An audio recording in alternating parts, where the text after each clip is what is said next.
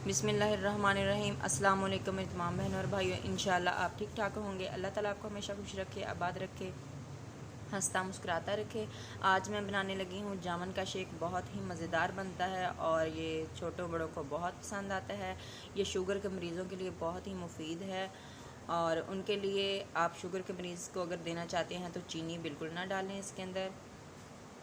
तो यहाँ पर अब मैं आपको जामुन का शेक बना के दिखाती हूँ कि हमने इसको किस तरह से बनाना है। बिस्मिल्लाहिर्रहमानिर्रहीम। यहाँ पर मैंने लिए हैं 250 ग्राम जामुन और इनको इस तरह से आपने वॉश करने के बाद काट लेना है। इसका पल्प जो है अलग कर लेना है और जो गुठलियाँ हैं इनको अलग कर लेना है। तो अब मैं आपको सारे जो जामुन है इनका पल्प अलग करके आपको दिखा रही हूँ कि यहाँ पर जो सारा जामुन है इसको मैंने काट लिए हैं और अब हम इसको करते हैं ब्लेंड।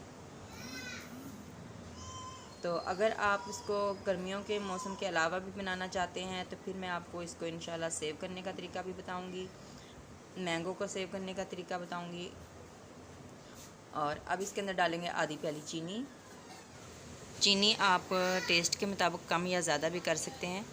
तो अब यहाँ पर डाला है काला नमक 2 से 3 चुटकी। अगर आपने ब्लड प्रेशर के मरीज़ को देना है तो आप इसके अंदर नमक ना डालिएगा। लेमन का जूस लिया है एक।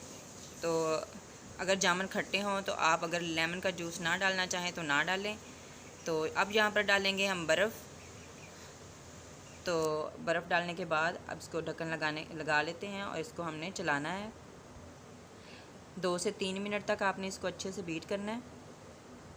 तो अब हमने इसको मज़ीद थोड़ा सा और चलाना है ताकि जो हमारी चीनी वगैरह है वो अच्छे से मिक्स हो जाए, क्योंकि हमने इसके अंदर बर्फ़ भी साथ ही डाल दी थी। तो जो चीनी है उसको थोड़ा सा टाइम लगेगा। तो आपने इसको 3 से 4 मिनट तक अच्छी तरह से आपने चला के इसको बीट कर लेना है। अब यहाँ पर हमने डालना है इसके अंदर 1 गिलास पानी। तो आप 1 गिलास पानी से ज़्यादा बिल्कुल ना डालिएगा, क्योंकि जो शेक है वो थोड़ा सा गाढ़ा गाढ़ा हो तो फिर ही अच्छा लगता है, क्योंकि पतला जो होता है वो शेक नहीं रहता। तो अब यहाँ पर हमारा जो शेक है तैयार हो चुका है। तो अब हमने इसको सर्व करना है। तो गिलासों में पहले से हम डाल लेंगे बर्फ़। तो आपने उसी वक्त ही ये पी लेना है और सबको दे देना है, क्योंकि ये पड़ा पड़ा जो है जामुन का जो शेक होता है वो इसका कलर ख़राब हो जाता है। कोई भी हम जूस बनाएं तो उसको उसी वक्त पी लिया करें, क्योंकि रखने के बाद इसका जो कलर भी ख़राब हो जाता है और जायका भी। तो इंशाल्लाह सबको बहुत पसंद आएगा। घर वालों को आपने लाजमी बना कर देना है और मुझे भी दुआ में याद रखना है।